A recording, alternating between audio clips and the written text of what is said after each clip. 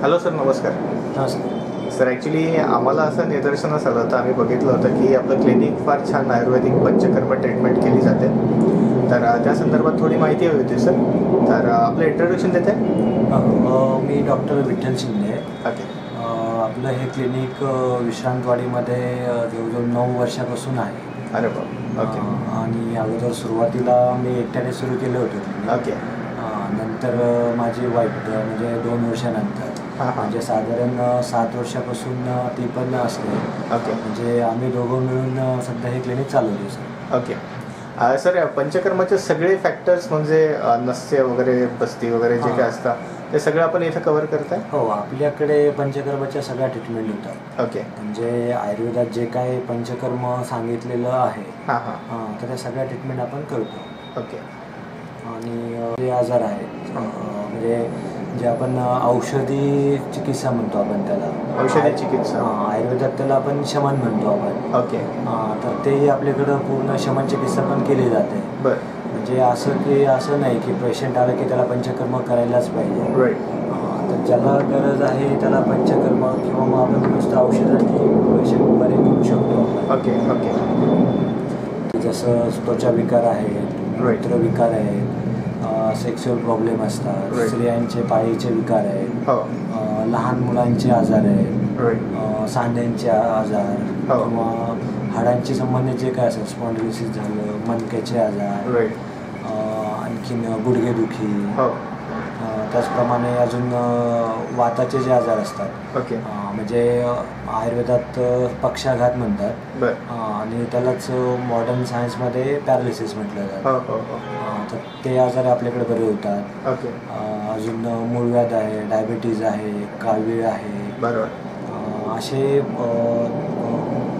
मगाशी जे तुम्ही लिस्ट हे केली तर त्याच्यात जे डिस्प्ले होतात ते सगळे आजार आपण बऱ्यापैकी, अजून पोटाचे पण आजार आहेत.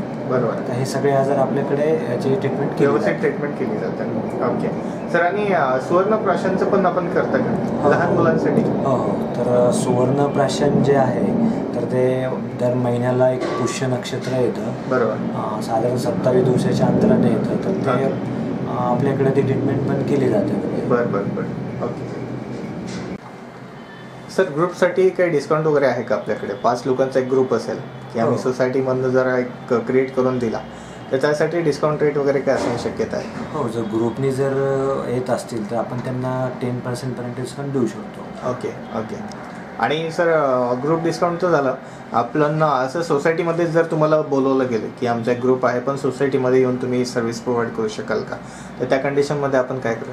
हो, देऊ शकतो आपण सर्व्हिस. काही हरकत नाही. बरं. सर, लेडीज आणि जेंट्स पेशंट असतील तर आपण कसं मॅनेज करता इथे? तर कसं असतं, जे लेडीज पेशंट जर असतील तर त्यासाठी माझी मिसेस असते. ओके. तर लेडी पेशंट त्यांना ती कन्सल्ट करते. ओके. आणि जर त्यांचं पंचकर्म करायचं असेल लेडी पेशंटचं तर मॅडम पण असतात किंवा मग लेडी थेरपिस्ट पण असते. ओके. तर दोघीपैकी कोणीतरी करतं ते पंचकर्माची ट्रीटमेंट. ओके. आणि जेंट्स पेशंट असेल तर मी स्वतः तर बघतोच, त्यांना कन्सल्ट करतो. ओके. आणि आपल्याकडं जेंट्स थेरपिस्ट पण आहे. अच्छा. म्हणजे दोन्ही डिव्हायडेशन आपण करून ठेवलेलं, लेडीजसाठी वेगळे आणि जेंट्ससाठी वेगळे. मग सर, यांचं टाईम काही स्पेसिफिक आहे का? तसं काही नाही, तुम्ही अपॉइंटमेंटद्वारे त्यांना अरेंज करू शकता? पंचकर्माच्या ट्रीटमेंट फक्त अपॉइंटमेंट घेऊनच होतात. Okay. Prior appointment he must आहे. ओके. मग सर कन्सल्टन्सीसाठी येतानाच तुम्ही हिस्ट्री वगैरे सगळी घेता का माणसाची? हो, म्हणजे कोणतेही पेशंट आलं त्याला पंचकर्म करायचं असेल तर हिस्ट्री घेणं हे खूप महत्त्वाचं आहे. ओके. जे आयुर्वेदाचं जे बेसिक आहे तर त्यानुसार प्रत्येक पेशंट आणि म्हणजे प्रत्येक व्यक्ती, प्रत्येक पेशंट, प्रत्येक आजार हा वेगवेगळा असतो. Right sir. तर त्यामुळे हिस्ट्री खूप महत्त्वाची असते. Okay okay. आणि सर शास्त्रोक्त पद्धतीनं तुम्ही ती बेड वगैरे पण करून घेतलेली, आपण ती पण पाहिली आहे. हां, तर त्याची थोडी माहिती देता सर? हां, ॲक्च्युली त्याला बेड नाही म्हणत, त्याला स्वेदनपेटी म्हणतात. ओके. तर तिथे जी स्वेदनपेटी जी असते त्याच्यामध्ये म्हणजे पंचकर्माच्या ज्या ट्रीटमेंट असतात त्याच्या अगोदर एक ट्रीटमेंट असते, त्याला पूर्वकर्म म्हणतात. ओके. म्हणजे थोडक्यात प्रिपरेशन असतं. अच्छा अच्छा. तर त्याच्यामध्ये पेशंटला अंगाला तेल लावणं, तर त्याला आयुर्वेदात स्नेहन म्हणतात. ओके. आणि त्याच्यानंतर स्नेहन झालं की पूर्ण अंगाला वाफ दिली जाते. Right sir. तर त्याला स्वेदन म्हणतात. हां, तर ती स्वेदनपेटी असते त्याच्यामध्ये हा मेन जे पूर्वकर्म म्हणजे प्रिपरेशन जे आहे स्नेहन आणि स्वेदन, तर त्याच्यामध्ये ते केलं जातं. आणि इन केस जर लोकल हे असेल स्नेहन, लोकल म्हणजे एखाद्याचा गुडघा दुखतोय किंवा एखाद्याची फक्त कंबर दुखतोय, तर आपण काय करतो, मग त्या पेटीत वाफ न देता आपल्याकडे नळी असते. तर त्या नळीने तर औषधांची मग वाफ दिली जाते. Okay okay okay. Sir panchakarma treatment म्हणजे एक्झॅक्टली काय करतात सर? हां, तर पंचकर्म जे असतं त्याचा उद्देश म्हणजे काय की शरीराचं डिटॉक्सिफिकेशन. म्हणजे आपण शरीराची शुद्धी करतो याच्यामध्ये. तर पंचकर्माच्या तशा आयुर्वेदात म्हणजे पंचकर्म हा जो शब्द आहे त्याचा अर्थ पंच म्हणजे पाच, कर्म म्हणजे प्रोसिजर. तर याच्यात 5 प्रोसिजर आहेत म्हणून याला पंचकर्म म्हटलं जातं. तर त्याच्यात बाकीच्या पण सब टाईप्स असतात, पण मेन ज्या आहेत त्या 5च प्रोसिजर आहेत. तर त्यातली पहिली जी प्रोसिजर आहे त्याला वमन म्हणतात. वमन. तर वमन ही जी प्रोसिजर आहे याच्यामध्ये उलटीचं औषध दिलं जातं. आणि जो काय विकृत म्हणजे ॲबनॉर्मल जो कफ असतो तो बाहेर काढला जातो. तर जे कफाचे जे आजार असतात की जसं दमा झाला किंवा जुनाट सर्दी वगैरे, तर अशा आजार किंवा असे बरेचसे आजार असतात की ज्याच्यात कफ हा असतो, म्हणजे कफ विकृत असतो, पेशंटला माहीत नसतं की हा आपला कफाचा आजार आहे. की त्याच्यामध्ये मग त्वचेचा आजार असू शकतो, स्त्रियांचे पाळीचे आजार असू शकतात. तर अशा याच्यामध्ये आपण वमन करतो. तर दुसरी जी प्रोसिजर आहे ती विरेचन. तर विरेचनामध्ये जुलाबाचं औषध दिलं जातं. आता कसं असतं की हे फक्त पोट साफ करण्यासाठी नसतं. तर वमन असू द्या किंवा विरेचन असू द्या, याच्यामध्ये आपण अगोदर सगळे जे दोष असतात की जे शरीरात पूर्ण पसरलेले असतात त्यांना आपण पोटामध्ये आणतो. आणि हे पोटात दोष आणण्यासाठी जे मगाशी आपण म्हटलं स्नेहन स्वेदन, हे जे पूर्वकर्म आहे ते प्रिपरेशन केलं जातं. ते दोष पोटात आणले जातात. वमनामध्ये ते उलटीतून बाहेर काढले जातात आणि विरेचनात ते जुलाबाचं औषध देऊ. म्हणजे विरेचन हे फक्त पोटापुरतं मर्यादित नाही, तर पूर्ण शरीरातले दोष आपण बाहेर काढतो. आणि याच्यात प्राधान्याने पित्त जे असतं म्हणजे पित्ताशी विकृत जे पित्त असतं ते बाहेर काढलं जातं. आणि जे पित्ताशी जे आजार असतात की जसं आम्लपित्त झालं किंवा जे त्वचेचे आजार असतात त्याच्यात पण पित्त विकृत असतं. किंवा शीतपित्त म्हणून म्हणजे अंगावर पित्त उठणं. स्किन डिसीज पण पित्ताशी रिलेटेड असू शकतात का? हां, मग ते डायग्नोसिस करावं लागतं. काही कफाचे असतात, काही पित्ताशी म्हणून, पण बऱ्याच वेळेला पित्ताशी संबंधितच असतात त्वचेचे आजार. तर मग अशा आजारांमध्ये आपण ते विरेचन देतो. आणि तिसरी जी प्रोसिजर आहे त्याला बस्ती म्हणतात.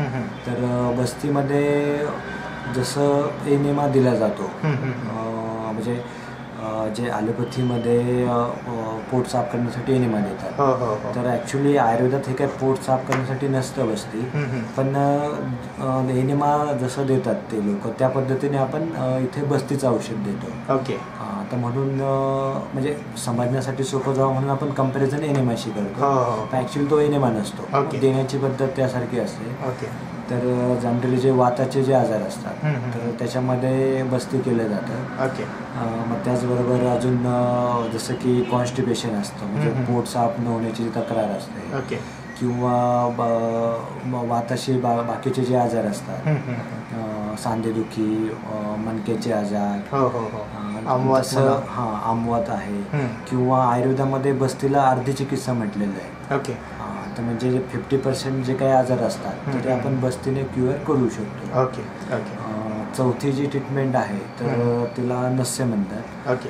तर नस्य म्हणजे काय की नाकामध्ये औषध घालणं. ओके. तर जनरली जे आपलं कॉलर बोन असतं, म्हणजे इथलं जे असतं याच्यावरचे जे आजार असतात, ओके, त्याच्यामध्ये याचा जास्त फायदा होतो.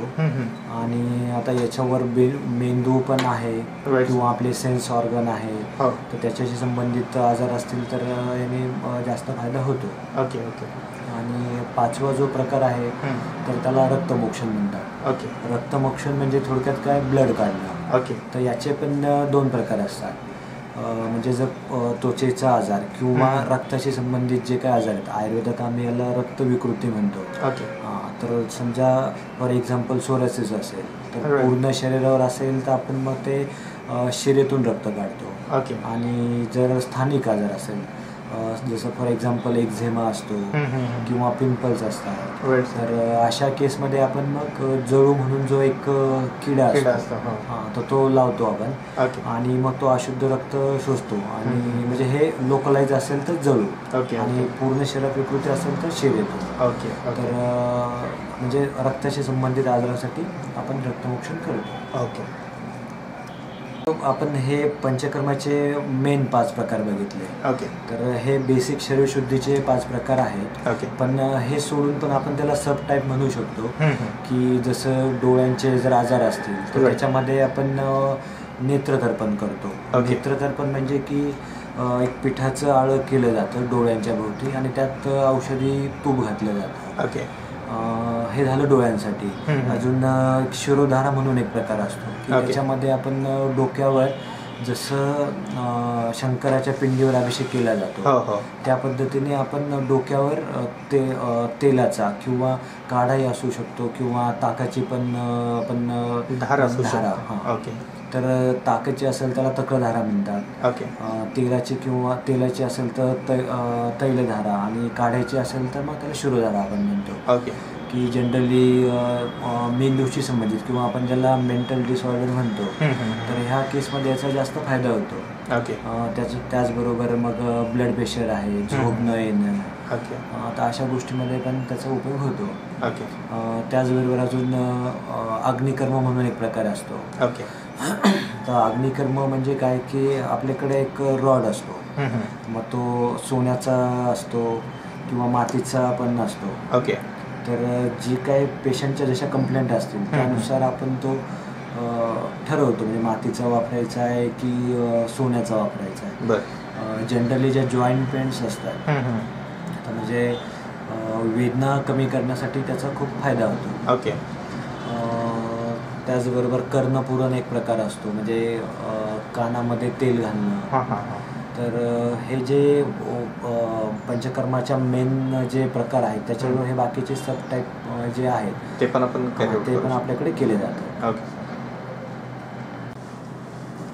सर, गर्भसंस्कार आणि त्या उपयोगी योग वगैरे, योगासने वगैरे आपण ॲडवाईस करता का? हां, आपल्याकडं जसे बाकीचे ट्रीटमेंट होतात त्याचप्रमाणे गर्भसंस्कार. ओके. म्हणजे गर्भसंस्कार हा कोणाला केला जातो तर गर्भिणी, जी स्त्री प्रेग्नंट आहे त्यांच्यासाठी. तर म्हणजे पहिल्या महिन्यात तर आपल्याला प्रेग्नन्सीचं निदान झालेलं नसतं. म्हणजे साधारण 2ऱ्या महिन्यापासून तर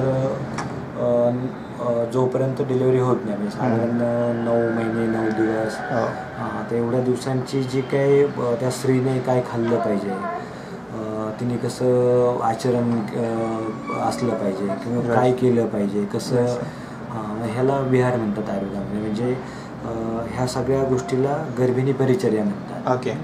तर तिचं आपल्याकडं आपण मार्गदर्शन केलं जातं पेशंटला. त्याचबरोबर म्हणजे पूर्ण 9 महिने जी काय गर्भाची आणि त्या मातेची यांच्यासाठी पण आपण औषध दिलं जातं. जसं की प्रत्येक महिन्यामध्ये गर्भ जसा वाढतो तर ज्या महिन्यात जो अवयव तयार होतो तर त्यानुसार ते प्रत्येक महिन्यात औषध वेगवेगळे आपण देतो. की जसं फॉर एक्झाम्पल 5व्या महिन्यामध्ये बुद्धी तयार होते. हो. तर मग त्या बुद्धी वाढण्याच्या किंवा मेंदूचा विकास व्हावा त्यासाठी मग आपण 5व्या महिन्यामध्ये ते स्पेशल ते औषध दिलं जातं. ओके. तसं जसं 5व्या महिन्यात आहे तसं प्रत्येक महिन्यात वेगवेगळे अवयव तयार होतात, तर त्यांचा विकास व्हावा त्या दृष्टीने आपण औषध देतो. ओके. त्याचबरोबर गर्भिणीसाठी म्हणजे जी काय माता असेल तर तिचे रक्त, कॅल्शियम किंवा तिचं स्वतःची आरोग्य चांगलं राहावं ह्या दृष्टीने पण औषध देतो आपण. ओके. आणि सर योग पण आणि डाएट पण तुम्ही कन्सल्ट करू शकता ना? हो, आपल्याकडे डाएट काउन्सिलिंग केलं जातं. ओके. आणि ते पूर्ण जे आयुर्वेदाचे जे काही बेसिक नियम आहेत म्हणजे बेसिक प्रिन्सिपल आहे तर आपण पेशंटची अगोदर हिस्ट्री घेतो आणि त्यानुसार आपण डाएट ॲडवाईज करतो. ओके. त्याचप्रमाणे जर एखाद्या पेशंटला आयुर्वेदिक ट्रीटमेंट किंवा ह्या गोष्टी सोडून जर योगाची गरज असेल तर त्याचंही आपण मार्गदर्शन करू शकतो. ओके.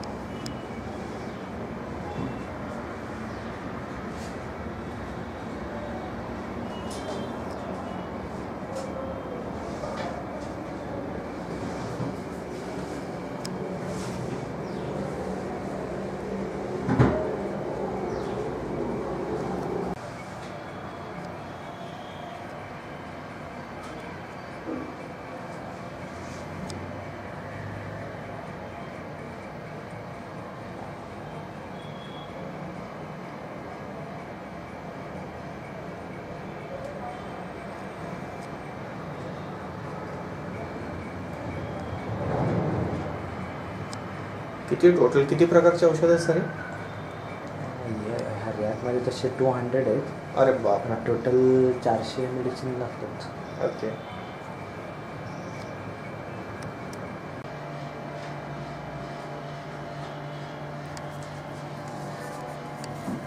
हे वाफेच आहे ना सर? हो बरोबर. औषधी वाफ इथनं दिली जाते. एवढं खाली नका देऊ. ओके.